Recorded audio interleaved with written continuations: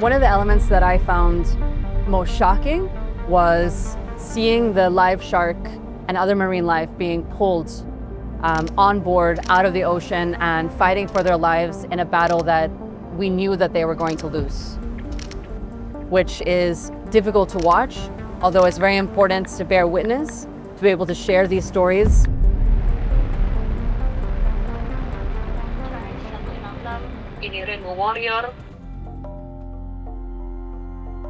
Once we had pinpointed a specific vessel, we would have one of our Taiwanese campaigners call the captain on the radio, explaining who we are, who Greenpeace is, that we're here on the Rainbow Warrior to do this documentation of hauling. Yifeng 22, this is Rainbow Warrior. This is really important as we want to make sure that when we're approaching vessels, they know who we are, they know what we're doing, and they understand that we are not here to disrupt the fishing activities, that we are peaceful, non-violent activists here to do research and documentation.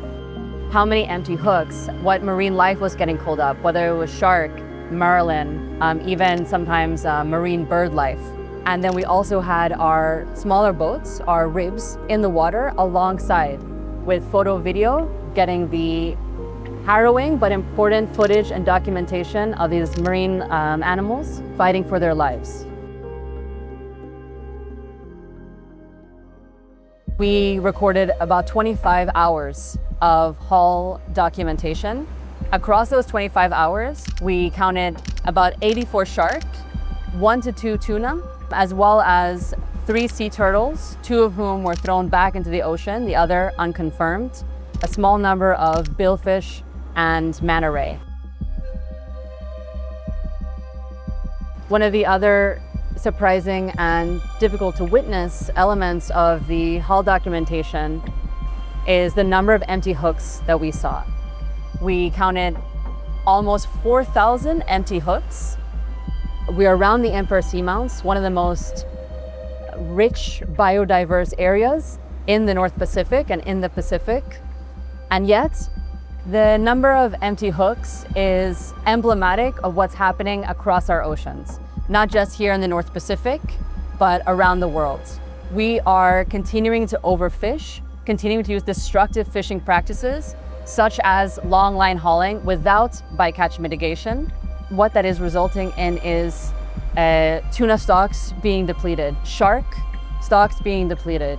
Around the world since 1970, shark populations have gone down about 80%. Some species have gone down 90% or even more.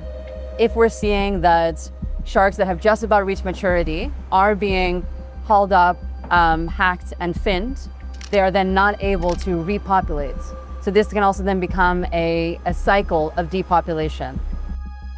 We expected to see more tuna than we did, especially when we were closer to Taiwan and Japan. And in the end, we only saw about 2 tuna. Further north in the Pacific, we anticipated there may be less tuna. We didn't expect there would be none.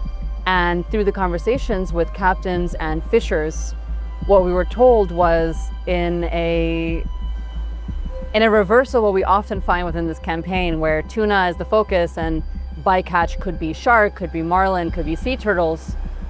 Instead, up here, tuna was the bycatch. Even further south, when we were in the high seas, but closer to Japan and to Taiwan, already tuna was seen as bycatch because of the rarity of tuna getting pulled up. 那来这边大概是会捕什么鱼啊？大部分都鲨鱼耶。They said around here is all fishing shark. One of the other sources of information that we had was the captains and the fishers themselves, who told a similar story of having to come further east, further north than previous years in order to even try to get the same amount of catch. They cannot catch fish. They cannot catch fish because I asked him why you come here so far. Yeah, so because no fish, so I have to be here. One of the captains who we spoke to out here, who is a 5th generation captain owning his own vessel, shared with us that he doesn't want his children to step into the same life because it's just not possible to make a living anymore. So here we're seeing both the human impact of destructive fishing practices and the appetite for extractive practices, but then we're also seeing some elements of the human cost as well, both in terms of a way of life that is no longer possible, as well as the human cost of the fishers who work in often difficult conditions on board. What we're seeing out here is even when there are regulations and restrictions, the enforcement isn't happening. The clearest way forward is to create a marine protected area across the Emperor Sea Mounts to preserve this unique and critical hotspot of marine biodiversity. This is achievable, and it rests on the companies that are making money across the seafood supply chain to take responsibility and accountability, as well as for policymakers in the US and other parts of the world to step up enforcement of existing laws to ensure that seafood is not tainted with forced labor, is not tainted with modern slavery at sea, and is not tainted with environmental destruction.